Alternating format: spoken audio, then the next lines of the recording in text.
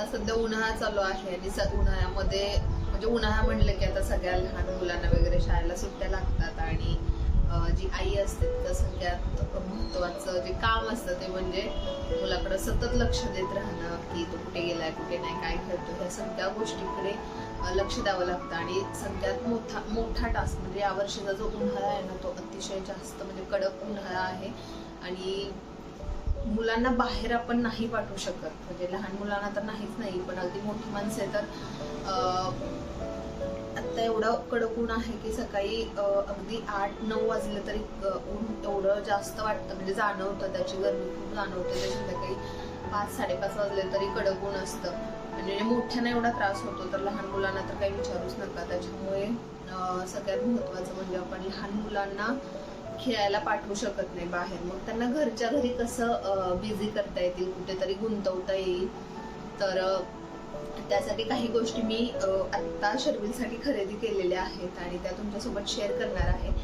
सोबतच मी आत्ता काही शॉपिंग पण केलेली आहे ते सुद्धा तुमच्यासोबत शेअर करणार आहे. तुम्ही नक्की सांगा कमेंट करून तुम्हाला कशी वाटली माझी शॉपिंग ते.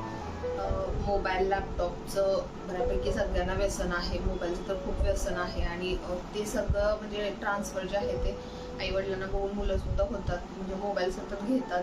त्याच्यामुळे जर त्यांचा स्क्रीन टाइम कमी करायचा असेल कारण आता मोठ्या माणसांचं तर वेगळी गोष्ट असते त्यांना गरजेचं असतो पण लहान मुलांना अगदी लहान वयात कमी वयात स्क्रीन जास्त वेळ दाखवणं अतिशय म्हणजे धोकादायक आहे. कंटिन्यू त्यांना स्क्रीन न दिलेली चांगली. तर अशा काही ऍक्टिव्हिटीज आहेत ज्या आपण करू शकतो त्याच्यामुळे मुलं बिझी राहतील त्यांची बुद्धीही वाढेल बाकीची त्यांची जी ब्रेन डेव्हलपमेंट आहे ते सुद्धा अगदी छान होईल. त्याच्यासाठी काही गोष्टी मी खरेदी केलेल्या आहेत आणि आता मी शर्विलसाठी ज्या गोष्टी खरेदी केल्या त्या तुमच्यासोबत शेअर करते. तर सर्वात आधी हे पेंटिंगचं एक छोटीशी नोटबुक टाईप आहे. तर याच्यामध्ये अशा शीट्स आहेत. तर हे पॅन्डाचंच आहे फक्त याच्यामध्ये सगळीकडे तुम्हाला असे पॅन्डा दिसतील वेगवेगळे आहेत आणि याच्यामध्ये पेंटिंग करण्यासाठी त्यांनी काही कलर्स दिलेत. या साईडला कलर्स आहेत आणि इकडे हे चित्र आहे. तर हे लहान मुलांना देऊन आपण रंगवायचे आहेत. मग याने काय होतंय तर याच्यासोबत एक छोटासा ब्रश सुद्धा आलेला आहे. तर तो पाण्यामध्ये डिप करायचा थोडासा ओलसर केला आणि हे जे कलर्स आहेत याच्यावरती थोडंसं असं फिरवलं ना की ते कलर ब्रश मध्ये आले की त्याने आपण पेंटिंग करू शकतो. तर आता इथे बऱ्यापैकी शर्विलने असं कुठे कुठे केलेलं आहे रंग वगैरे भरलेले आहेत. तर तो लहान आहे त्याला एवढं समजत नाही तर त्याने काही ठिकाणी असे रंग भरले त्याला जे जसं वाटतंय तसं ते रंग भरलेले आहेत. पण याने तो खूप बिझी व्हायला शिकला आणि म्हणजे रंगांची ओळख म्हणा रंग द्यायचे कुठे कसा द्यायचा त्यात मग पॅन्डाचं नाक कुठे आहे केस कुठे आहेत तोंड कुठे आहे पोट कुठे आहे म्हणजे ह्या सर्व गोष्टी पण तो शिकला. तर हे खूप चांगली गोष्ट आहे. तर हे कुठेही म्हणजे ऑनलाईन पण मिळतातच. तर आम्ही तर हे ऑनलाईन घेतलेलं आहे पण हे दुकानात सुद्धा मिळू शकतं. हे जे आहेत हे जिगशॉ पझल्स आहेत आणि हे जे पझल्स आहेत जिगशॉ पझल्स जे आहेत त्याला ते पझल्स असे वेगवेगळे प्राणी जे आहेत त्यांचे वेगवेगळे आकार आहेत आणि ते आकार आपण जोडायचे आहेत त्याच्यापासून प्राणी तयार करायचे आहेत. तर हे जे मी मागवलेले आहेत हे वुडन मध्ये आहेत आणि वुडन सोडून त्याच्यामध्ये पण येतात. त्याचं म्हणजे मटेरियल आहे ते वेगळं येतं पण मी शर्विल अजून लहान आहे ते तो फाडून टाकेल म्हणून मी हे पहिल्यांदा मागवलं मग वुडन मध्ये घेतलं आणि त्याच्यावरती जे काही प्राणी आहेत आता हे सिंगल प्राणी आहेत तर ते प्राणी जोडायचे. त्याने ओव्हरऑल प्राणी त्याला आधी सुरुवातीला मी तयार करून दाखवलेलं की हा असा प्राणी आहे. मग ते पूर्ण त्याचे पझल्स वेगवेगळे तुकडे केले साईडला आणि मग त्याला ते जोडायला शिकवलं. पण तो एका दिवसातच शिकला व्यवस्थित आणि आता सगळं व्यवस्थित जोडतोय. तर आता याचा एक मी व्हिडिओ म्हणजे शॉर्ट अशा तयार करून ठेवलेल्या आहेत त्या मी शॉर्ट मध्ये शेअर करेन तुमच्यासोबत. आत्ता मी शेअर नाही करत आहे. तर अजून एक खूप छान गोष्ट आहे ते म्हणजे फ्लॅश कार्ड. हे या पद्धतीचे फ्लॅश कार्ड आहेत आणि हे सगळे अभ्यासाचे आहेत, सगळे स्टडी मटेरियल आहे आणि हे सगळे माझ्या दिरांनी मुंबईवरून पाठवलेले आहेत. आणि इथे हे सगळे ऍक्टिव्हिटी फ्लॅश कार्ड्स आहेत, छान आहेत आणि वेगवेगळे प्रकार आहेत याच्यामध्ये. आता फॉर एक्झाम्पल इथे तुम्हाला दिसेल colours the flowers according to number आणि इथे खाली नंबर दिलेले आहेत, त्याच्याप्रमाणे ते रंग द्यायचे. तर हे फक्त असेच नाहीयेत, काही ठिकाणी अशा ऍक्टिव्हिटी वेगवेगळ्या आहेत. अपोजिट ऑब्जेक्ट ओळखा किंवा काही ठिकाणी पॅटर्न आहेत ते क्रिएट करा किंवा जे पॅटर्न आहेत त्या पद्धतीनं तुम्ही ड्रॉ करा. तर ही सुद्धा ऍक्टिव्हिटी असे सुद्धा आहेत.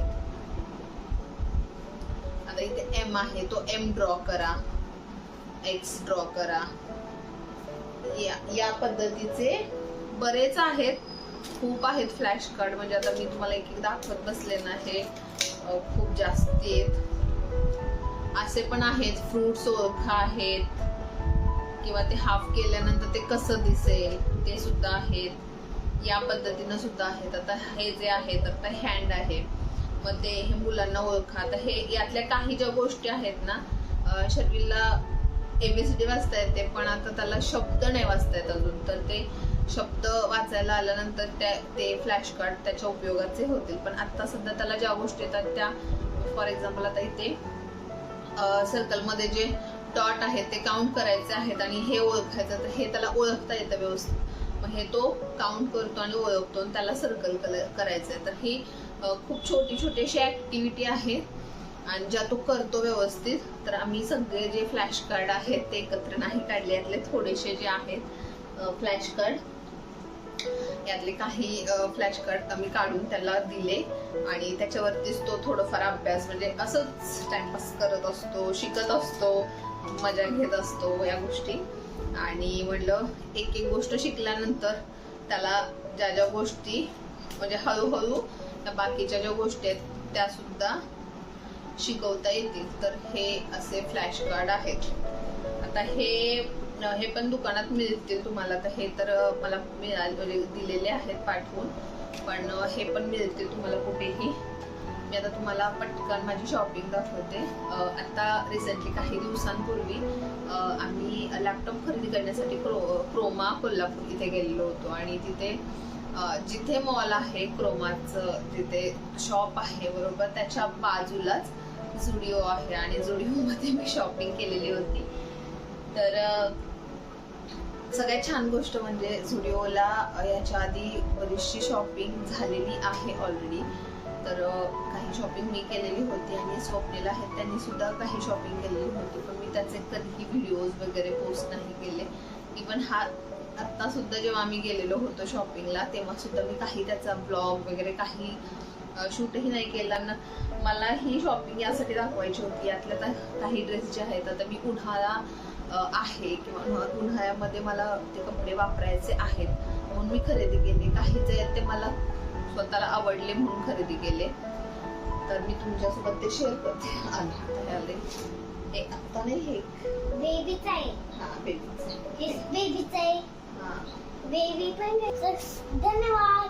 आता नाही धन्यवाद करायचं, तू हे कर, मॅच करतो पण तिथे बस खाली एका साईडला. हा हे नाही बेबीचे. हा हे आत्ता नाही, हा पेंटिंग आणि ते तू त्याचं हे कर, बनव. पडले बर त्याचं तू सिंह जिराफ तिकडे बनव, झेब्रा त्या साईडला बनव. हा झेब्रा तिथे बसून बनव. हा तर आता सगळ्यात पहिला हा ड्रेस जो आहे याला तुम्ही असं सिंगल टॉप टाईपही घालू शकता. म्हणजे मी तसाच वापरते आणि याच्या खाली काही लेगिन्स वगैरे घालायची अजिबातच गरज नाही, कारण हा खूप लॉंग आहे आणि अतिशय सुंदर छान दिसतो.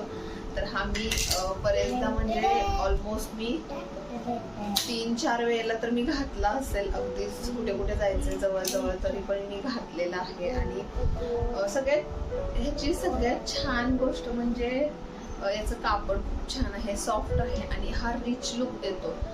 जर तुम्हाला रिसेंटली माझे 2 ब्लॉग आता मी पोस्ट केलेले आहेत, त्याच्यामध्ये तुम्हाला व्यवस्थित दिसेल की तो ओव्हरऑल कसा दिसतोय. तो अतिशय सुंदर आहे हा. आणि म्हणजे हा घातल्यानंतरच एक वाईब येते सगळ्यात छान. म्हणजे याचं जे डिटेलिंग किंवा असं ज्या पद्धतीनं हातावरती जे काम आहे, एकदम नाजूक डिझाईन आहे, ती खूप मला आवडली. आणि हा व्हाईट नाहीये, ऑफ व्हाईट आहे, क्रीमी असा कलर आहे, त्यामुळे हा छानच वाटतो. आणि अलीकडे ना मला थोडंसं व्हाईट मध्ये इन्व्हेस्ट करायची फार इच्छा होती, कारण मी खूप वर्ष असा प्रॉपर व्हाईट असा ड्रेस खरेदी नव्हते केले. आणि हा जो ड्रेस आहे तो कसा दिसतोय या पद्धतीचा, अतिशय मला तो खूप जास्त आवडला. तो हा एक ड्रेस आहे, अतिशय सुंदर दिसतो, अतिशय सुंदर. मला तो दिसत असेल, हा प्रॉपर व्हाईट आहे आणि दिसायला सुद्धा खूप सुंदर आहे. ते तुम्हाला महत्वाची गोष्ट सांगायची म्हणजे हा जो आहे इथे तुम्हाला लक्षात येईल, चमकत असेल, हे जे वर्क आहे ना त्याच्यावरती छोट्या छोट्या मण्यांचं काम आहे आणि ते एकदम व्हाईट कलरचे मणी आहेत, ते चमकतात, अतिशय छान दिसतात हे.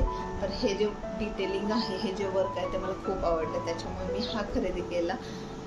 आणि हा खरेदी केला पण अजूनपर्यंत हा मी घालवू शकलेले नाही, याचं अजून हे पण काढलेलं नाहीये. हे ड्रेस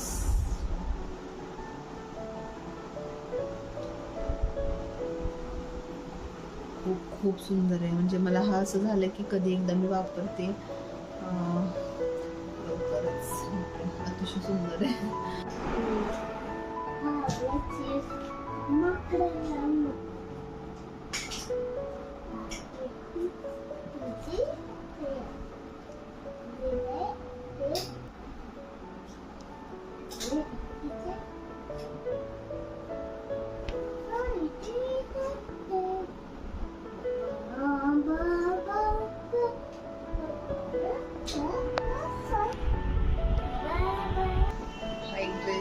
हा वन पीस आहे, आपण असाच घालू शकतो आणि अतिशय छान. म्हणजे हे वेगळं, हा खरेदी करण्याचं कारण म्हणजे याच्या ज्या स्लीव्ज आहेत त्या वेगळ्या पद्धतीच्या, अशा वेगळ्या पद्धतीच्या स्लीव्ज आहेत. इथे वरती कट आहे आणि अशा खाली लॉंग आहेत, त्याच्यामुळे हा एक वेगळाच लुक तयार होतो.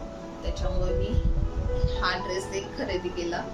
पण आता उन्हाळ्यामध्ये घालण्यासाठी हे जे कापड आहे ना, हे एवढं व्यवस्थित नाही असं मला वाटतं, कारण थोडंसं आता हा सुद्धा मी ट्राय केलेला आहे, घातलेला आहे, पण ह्याचा थोडासा कपडा जो आहे आतून हे आहे, आतून याला एक कापड आहे, पण ना थोडंसं गरम होतं याच्यामध्ये. पण मला हा आवडला म्हणून मी खरेदी केलेला आहे. हा एक ड्रेस खरेदी केलेला आहे आणि हा सुद्धा वन पीसचा मटेरियल याचा एकदम सॉफ्ट आहे म्हणून मी हा खरेदी केला. आता याच्यावरती डिझाईन जी आहे खूप जास्त गजबज आहे, ती मला थोडीशी खटकलेली, पण मटेरियल आणि ओव्हरऑल बघून मी म्हटलं चला ठीक आहे, ओके आहे. अजून काही गोष्टी मी खरेदी केल्या, त्यामध्ये ऑनलाईन शॉपिंगच केलेली आहे. मी काही प्रत्यक्ष बाहेर पडत नाहीये, म्हणजे जास्त करून दुकानातून वगैरे खरेदी करणं टाळते. उन्हातून बाहेर जाणंच टाळते. सकाळी 9 ते 5 पर्यंत तर मी बाहेर जातच नाही, म्हणजे 10 ते 5 पर्यंत तर अजिबातच जात नाही. हे फक्त मदर स्पर्शचं सनस्क्रीन आणि मॉइश्चरायझर खरेदी केलं. त्याचं कारण म्हणजे आत्ताचं ऊन खूप खराब आहे. याच्या आधी एवढं ऊन नव्हतं, म्हणजे मागच्या वर्षी म्हणा किंवा त्याच्या मागच्या वर्षी एवढं ऊन नव्हतं जेवढं यावर्षी आहे. त्याच्यामुळे म्हणलं सनस्क्रीन खूप गरजेचं आहे, तर त्याच्यासाठी एक सनस्क्रीन घेतलं आणि एक मॉइश्चरायझर घेतलं जे गरजेचं आहे. आता जो ब्रँड आहे तो मी हा खरेदी केला. त्याचं कारण म्हणजे मी कुठली गोष्ट जेव्हा खरेदी करते, म्हणजे शर्मिलसाठी असेल किंवा माझ्यासाठी असेल, ते कपड्यांच्या बाबतीत असेल किंवा अजून काही कोणती गोष्ट ऑनलाईन जेव्हा खरेदी करते त्यावेळेला एक गोष्ट ठरलेली असते, ते म्हणजे रिव्ह्यूज.